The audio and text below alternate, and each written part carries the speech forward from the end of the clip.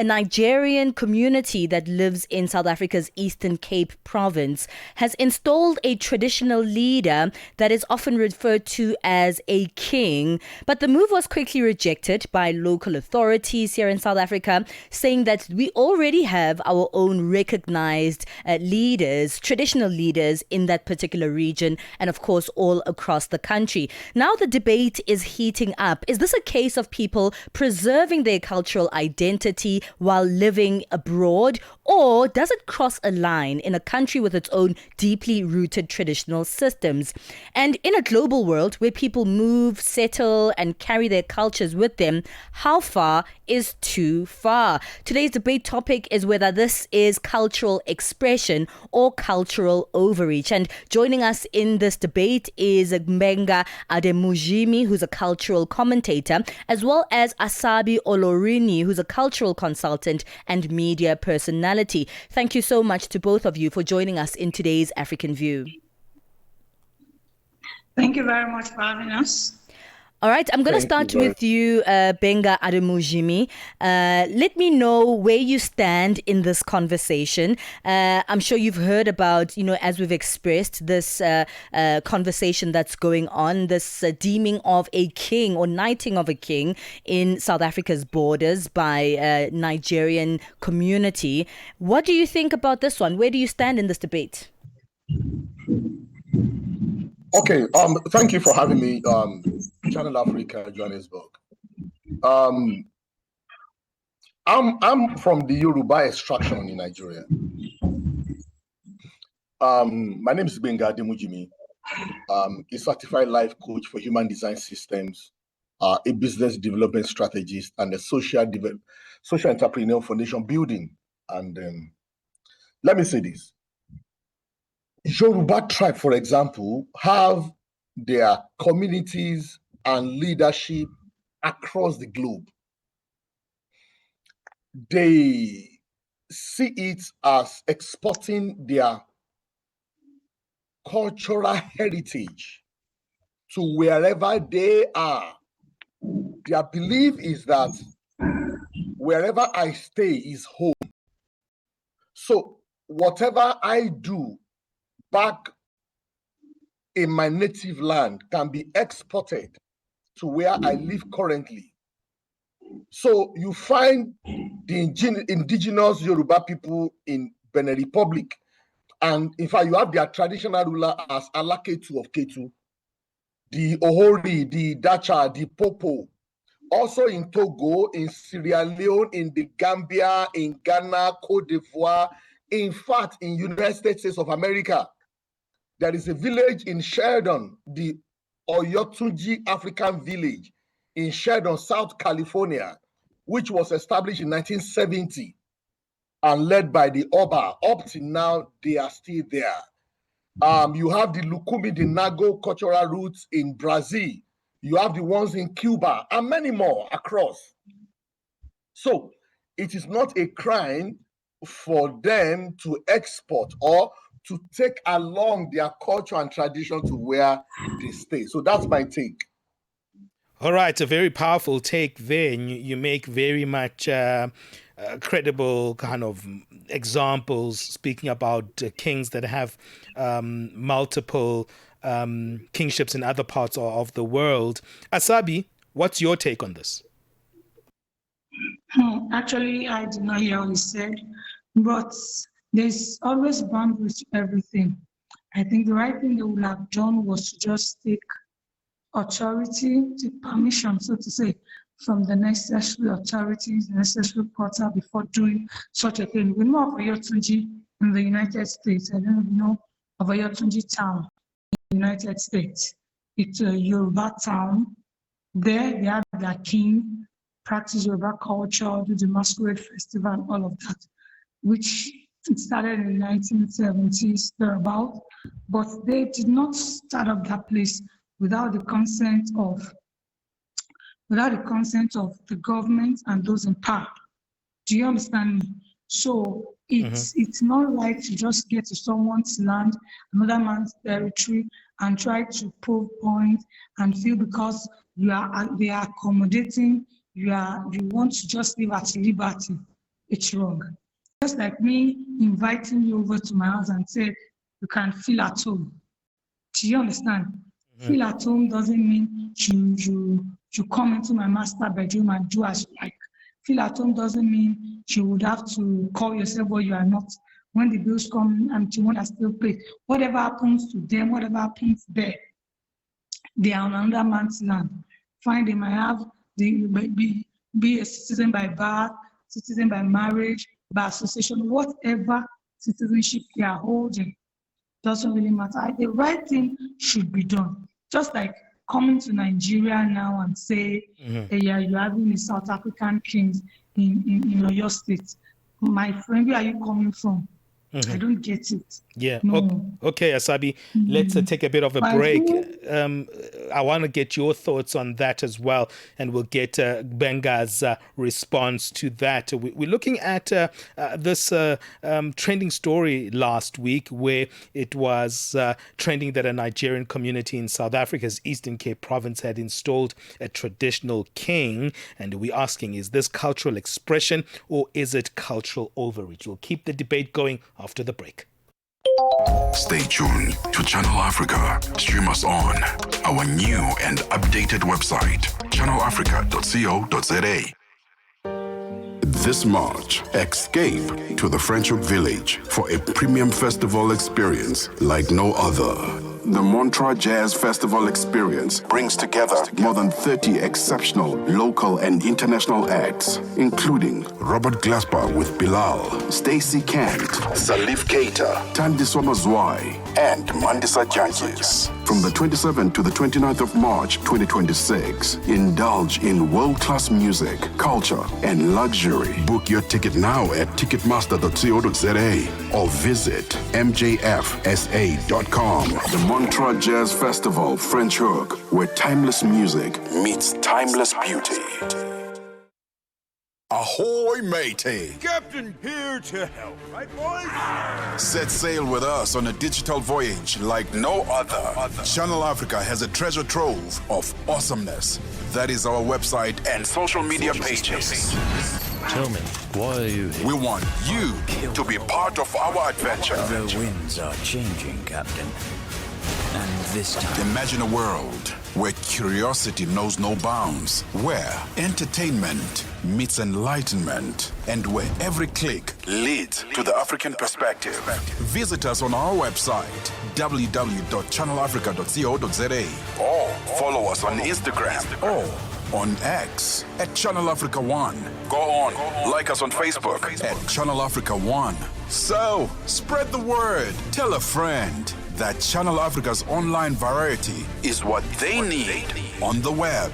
Channel Africa, the African perspective.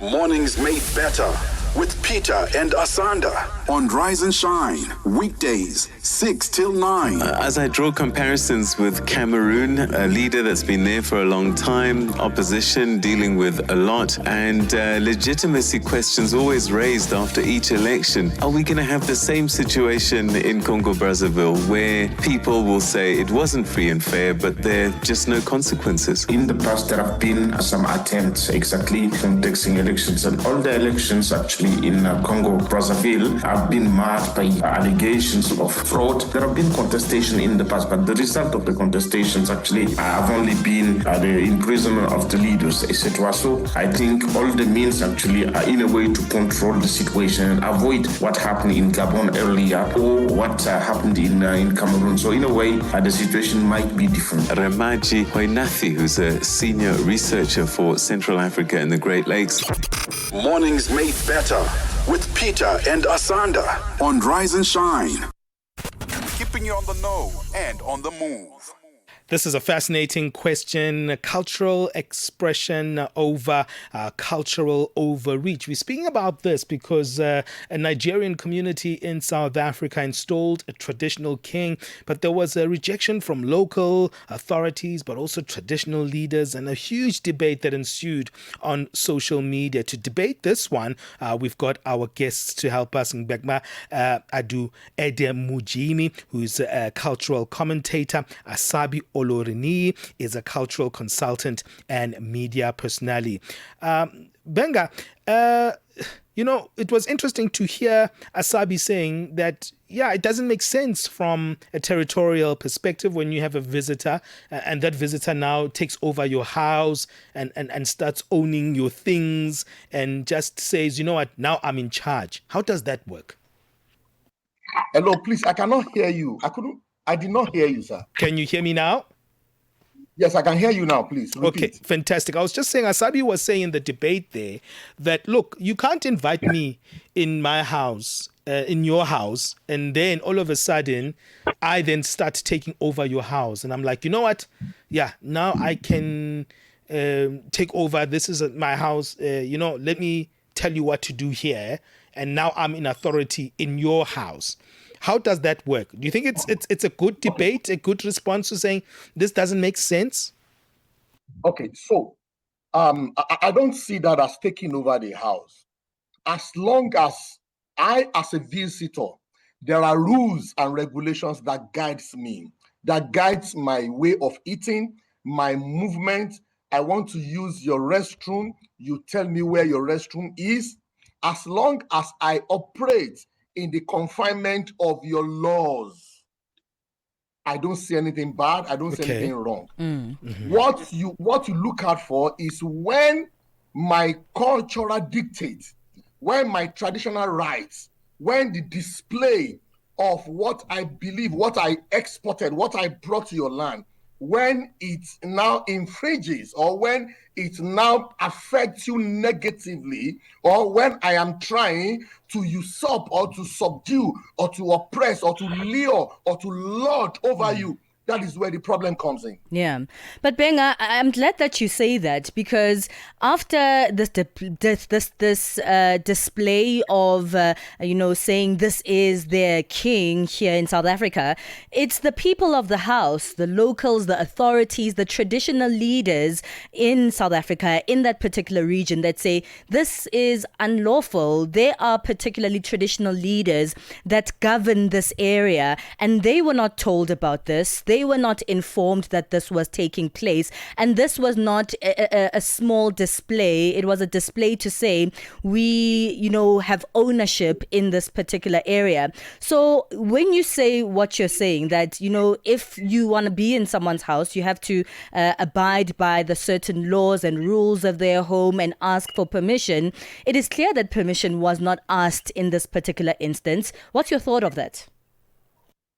So, like I said, I'm going to maintain my stand. If you invite me to your house and you said to me, you cannot do this, wisdom demands that I stay by your rules, lest you kick me out of your house. Mm-hmm. Do you understand? Okay. Yes. So you have to abide by the rules. The overall constitution, the Constitution of the Republic of South Africa, overrules any other constitution. So in that constitution, is there provision for such? If there is no provision for such that you can title someone as a traditional ruler of your community, if there is nothing backing it legally, then you quit. Okay. Let's go to Asabi. Asabi, what's your take on that? Gbenga saying that, look, if it's within the cultural or even legal confines of that country, then it's okay to do so. Like I mentioned earlier, that they ought to take permission, whatever they want to do. Like I started the existence of Oyotunji in the United States, which has been in existence in 1970. They had to do everything legally. We are now in a world where even the traditional rulers are under the law. We are not in the colonial era. Even in the colonial era, the traditional leaders were under the law. So at this point, whatever, do they have a legal backing to what they are? All right, are you still there, Asabi?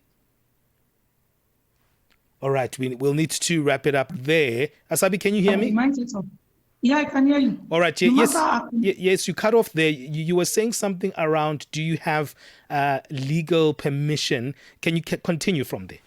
Okay, did they have a legal permission to what they have done? I'm not sure, because if they have a legal permission to that, if they are legally backed, the locals will not be against them. You don't just, and from what you explained, it's not a small thing. This is not a representative. The person was actually crowned to do that. And you know one thing about being a traditional ruler is it's supposed to transcend generation. So now you now start having, not that after this one has left, it's not, I'm not sure he's elected. So they will say, okay, after he has gone, another person will be there and all of that. They start thinking, okay, they want to be doing rights, like the Yoruba rights. We have a lot of things that is being done, trying to feel at home in another person's land. Trying to feel at home in another person's land. That to me, please, it's a no. Okay. It's a no. You have to do the right thing in another person's land, no matter how accommodating they can. Even if the person is your friend, if the person is your twin sister, your twin brother, it's not your home. It's not your land. You have to take permission before you do stuffs, not just stamping on, okay, because if you want to feel at home, what is wrong is wrong. This is definitely wrong. All right, Asabi. I'm not supporting this. We have to leave it there. It's a very, very compelling argument from both of you there. Thank you so much to Asabi Oloruni, who is a cultural consultant and a media personality. Thank you as well to Gbenga Ademujimi, who is a cultural commentator as well. What's your take on this one? Very, very heated, as you could hear from both of our guests there. Let us know your take on our live commentary, on our live streams, and you can also do that on +2783 288 6684, which is our WhatsApp number. Musibudi Makura is waiting patiently for us. Let's find out what's happening in the sports update. I'm a bit disappointed with Alcaraz. Carlos Alcaraz is out of the Miami Open. Yeah, I wonder how that's going to look, but I'm sure Sinner is going to show them flames in there. But let's find out what's happening in other sports there. Sports on Channel Africa. The Africa